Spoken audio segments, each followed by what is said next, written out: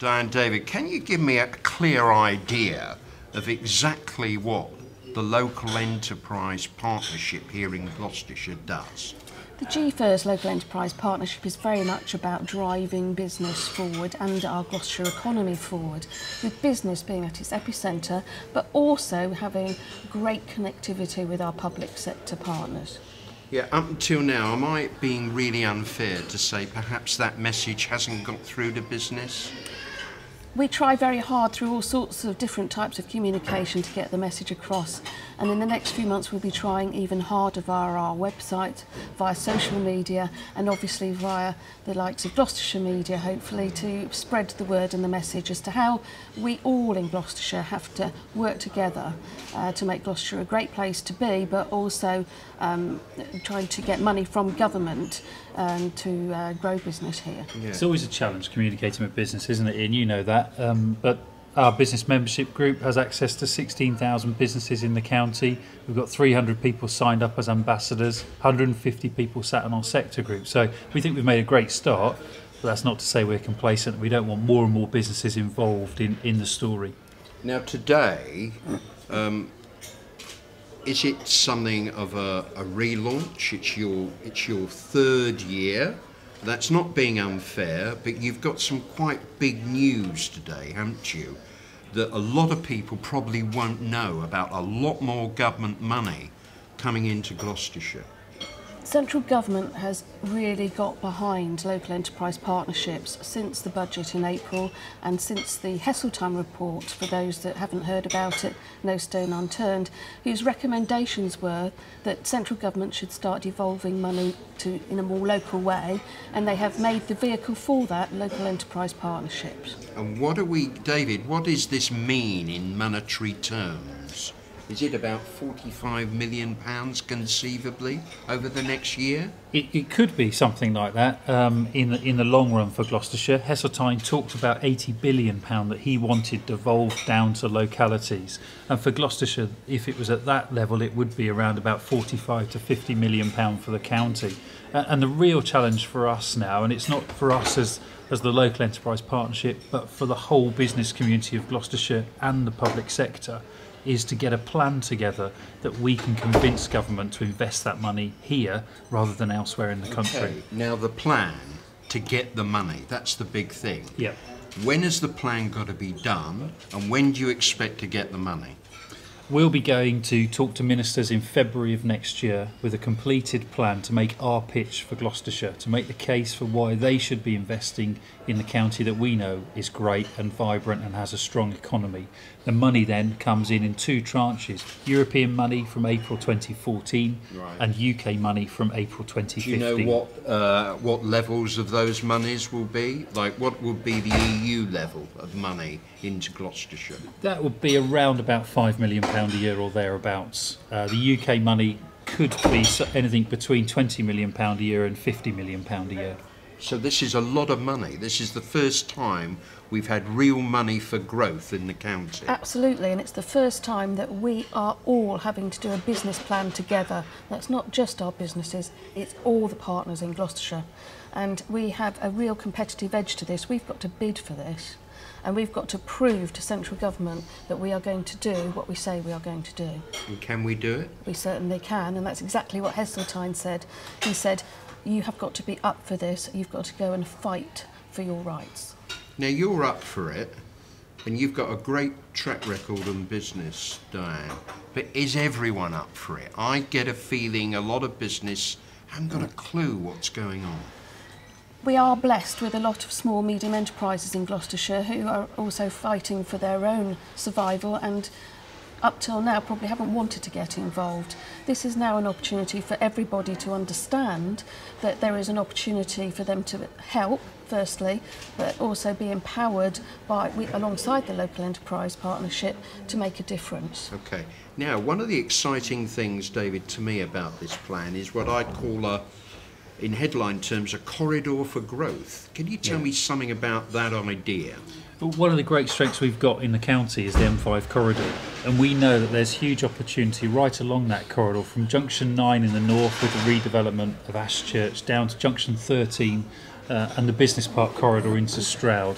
In between there, you've got Junction 10 being Always, you've got Junction 11 and the Gloucestershire Airport, you've got 11A and Gloucester Business Park, and you've got 12 and Javelin Park. And we think there's huge potential for growth, both of jobs, so employment land, but also residential in those areas. And that's one of the schemes that we're starting to explore and that we want feedback on. Now, how would that work then? You would in effect try and replicate the sort of success of something like Gloucester Business Park, both in the firms and the jobs there, is that correct? Would you create other parks like that? It would be about making sure that each of those junctions had its own unique identity and its own spirit and its own culture and its own vibrancy, both in economic and in housing terms. But it would also be about making sure that hung together for Gloucestershire as a whole. So really creating growth centred on those motorway junctions, which is our key transport infrastructure in the county. Now that's exciting, but how, if I'm running a relatively small business in Gloucestershire, how can I get input into that?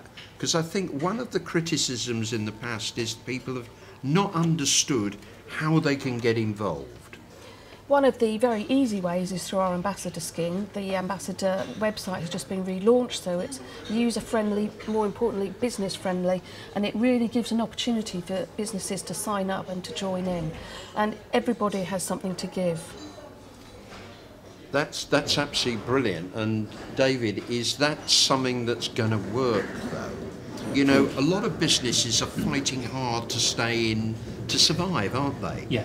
How can we convince them that they need to put energy and ideas into your sort of thinking? But some of that's already happening. So, we've got a very passionate board of directors for the Local Enterprise Partnership, all of whom give their time absolutely free of charge and spend huge amounts of time and energy in driving forward the agenda. Our sector group chairs and sector group members, again, are working really hard to drive forward their sectors. But we've got to galvanise more businesses than that and give them the opportunity to get involved. And we're going to be making sure over the next 12 months, as we develop the business plan for growth for Gloucestershire, that we use as many routes to market as we possibly can. We use the local media, we use Twitter, we use the website, we use our ambassadors, our sector groups, our business membership group. We use all of those routes and more to get people involved, give people the opportunity to have their say. Now, have you got the support of all the councils? Because obviously there's politics, isn't there? We live with politics, we know that. There are different district councils in Gloucestershire. Some of those want more say. How do you keep them on board? How do you encourage them to join in your vision? We actively have a pre-board meeting with all the CEOs and leaders of the districts and the county every month now, leading up until the submission of all this business plan for Gloucestershire. They are all actively involved. Some of them already sit on the board at board level. We have observers from both the leaders and CEOs sitting at board level now to ensure there is clear communication and the ability for us both to communicate to each other what we all want for Gloucestershire. And Diane, have they bought into it? Absolutely, and I'm thrilled that it's working swimmingly well. Well, isn't that a big thing? Huge, and this is coming out of business and actually not seeing the bridge before. I think that is one of the things that is truly happening now. The bridge is being built and nothing could please me more. That's brilliant. Now, you've got your annual report out today, and I'm just looking at a draft of this at the moment, so I'm just going to ask you some questions as a result of it. It's succinct, it's to the point, and in your summary I'm looking at a line which talks about this report highlights some of the tangible achievements that we all played a part in making happen. Now, I think that's what people are really interested in, isn't it? What has been achieved so far? I think there's also a piece in about, this isn't the LEP making these achievements, it's everybody in Gloucestershire contributing towards these achievements, whether that be the business input from the sector groups that are actually giving their time for free. That's an achievement in itself. It's not just about numbers now, it's about actually working together for the long term. So apprenticeships, for instance, which we've been involved in with Absolutely. Gloucestershire College, you wouldn't say that was all your work. Not You'd at say all. that other people were contributing. Absolutely right. We wouldn't be doing any of this. The LEP is here as the strategic body to help galvanise Gloucestershire to work together. not just with apprenticeships, but with the skills sector generally. Absolutely. Now, those 3 points, I'd call it the vision. You've got 3 things here. Promotion, a quality of working life recognised as the best in Europe. Skills, a highly employable and economically productive population. Connection, which we talked about a lot. And infrastructure that supports economic growth. Is that the mantra? Is that the real vision? It certainly is, and we have published our vision after consulting with many people, our businesses, our board, our sector groups and districts and the county council, to make sure that they were happy with that vision, and we have their full buy-in. Yeah. Now, the other thing people would be interested in is your sector groups, and I don't think this has got through, this message.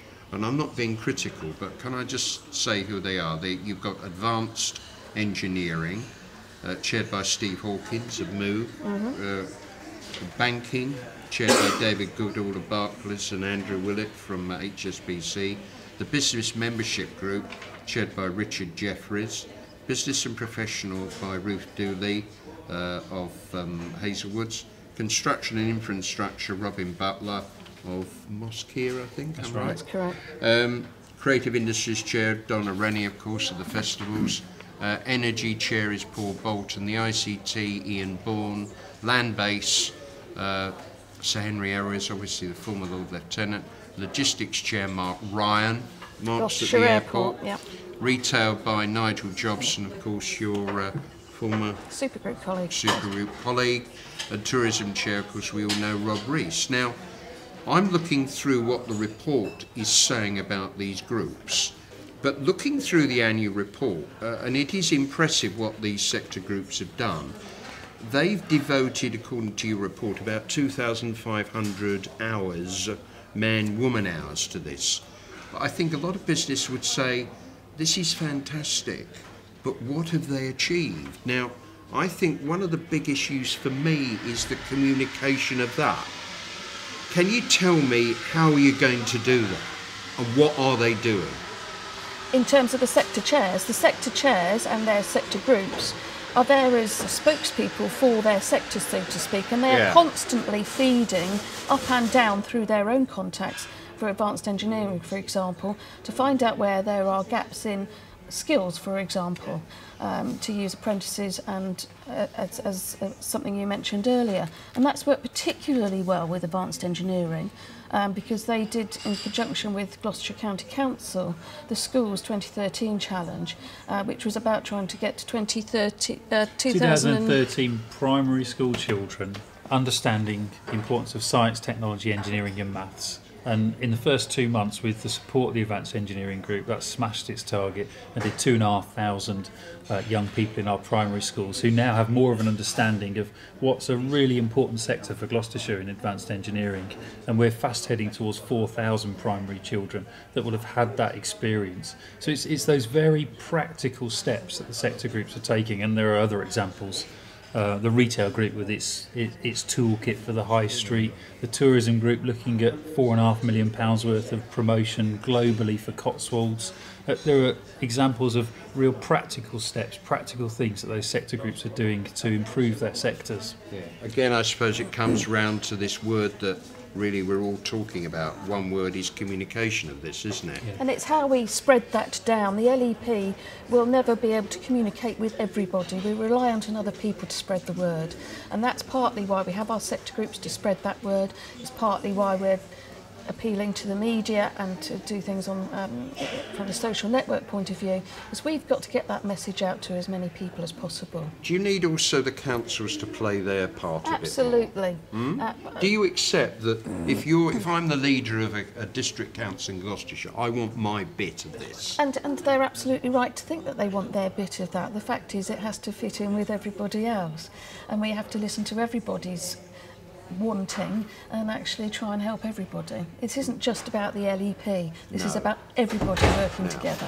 Talking about working together, one of the big things to me for Gloucestershire is the crisis in retail, and this is not just in our county. Now, you more than anyone know this because you're on the government's, and I'll get this right, you're on the Task and Finish group, which sounds highly efficient, of the government's Future High Streets Forum. That's correct. Now, one of the biggest things to me in this county is the demise of retail. How are we going to encourage our Gloucester particularly, especially our market towns, to survive here? Now, what can be done? You're the expert, you've got all the background, but how can we take this forward, Diane? Because this is there, isn't it? We all see it, housewives see it, they see it every day. But wouldn't it be brilliant if you can mastermind something in Gloucestershire with the LEP on this? As you know, one of my passions, apart from Gloucestershire, is around retail, and I fully intend to put Gloucestershire on the map and in the front line of the resurrecting the high street. I was actually in London yesterday and have brought back some really good news for Cirencester and for Colford, actually, which we are going to trial our toolkit, which we published on behalf of government at the end of March. And we're actually going to be working with the Association of Town Centre Management to help Colford and Cirencester work their way through that and prove that our toolkit does work. It's a great, great spotlight for Gloucestershire to prove that retail can work and high streets can work. But what is true is that high streets are changing. They're not just about retail anymore, they're about high street communities. Yeah, that's absolutely brilliant.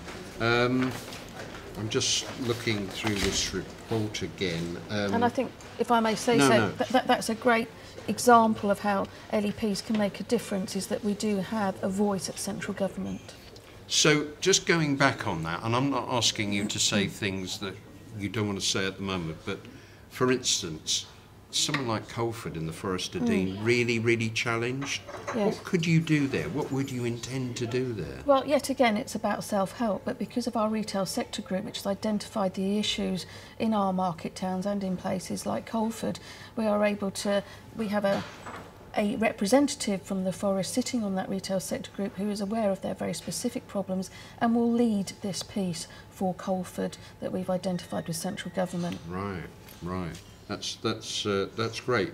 I'm also interested in the report,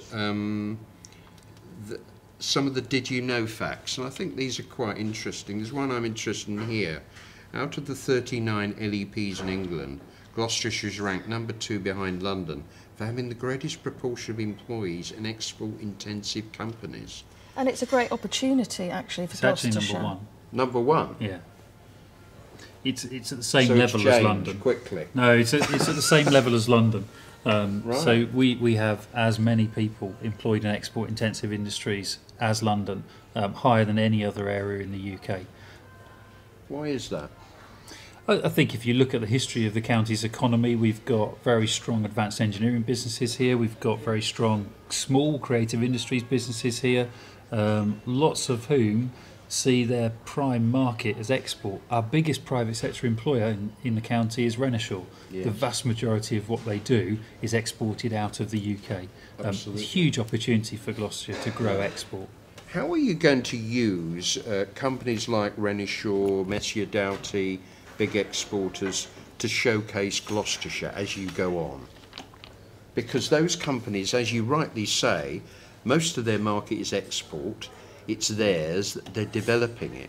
But how are you going to encourage others to follow suit? I think there's a huge opportunity around actually educating our small, medium enterprises or empowering our small, medium enterprises that export isn't as tricky as it first appears. There again, yesterday in London at Westminster with the UKTI, I'm talking to them specifically about how we can help small, medium enterprises in Gloucestershire, and for them, UKTI, not just to be concentrating on the big businesses. So we're working from the top down and the bottom up. So if I'm a small company, UKTI, of course, based in Bristol, aren't they? The southwest region is, but I decided to go to the top. Right. And have you got any news on that? What sort of things could they help us with? I think this particular piece is about influencing and actually saying you mustn't forget the regions. It's no good pumping all your money into the big economic hubs. You must actually look at places like Gloucestershire and look at their SMEs and help them. Yeah. David, can I just ask you about GFirst? Most people will understand that GFirst was the economic driver for the county council. Can you just explain to people who don't understand this why you're actually called GFirst LEP now? Because GFirst LEP is the local enterprise partnership for Gloucestershire. It's the organisation and the body that was always a partnership of the private and the public sector, probably with more sway on the public sector than the private sector historically. They put the proposal in, and it's now is the local enterprise partnership. So it's a transformation of what was an organisation that has a long history dating back 15 years into a local enterprise partnership. So to everyone, it's the local enterprise partnership, but it's run by GFirst, correct? GFirst is the local enterprise partnership. It's one and the same thing. One and the same. So how should we be calling it in the future? GFirst Local Enterprise Partnership would be the correct terminology. Right. And it is a community interest company. Right. So working for the community. Right. And you're the chief executive. Yep. What about other board members? You've got a couple of board members like who's retired, haven't you? We've got our retiring board member Michael Tripp. Yes, who headed up Ecclesiastical. Who headed up Ecclesiastical. We have actually got an announcement to make there as to a new board member. Right. Dr. Claire Mould. Right.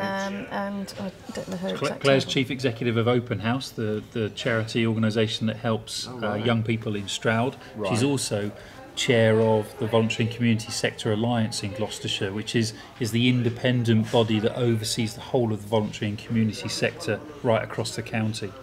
Right. So this is an exciting day for you, Diane. Do you think, am I right in thinking that you think there's now some light at the end of the tunnel here because of the government's enthusiasm for LEPs? There's very much light at the end of the tunnel. All I will say, it's a very long tunnel, and we're talking about a 5 to 7 year plan here. It's no overnight fix, but what we have got is an immediate opportunity to start changing things. Okay, thank you.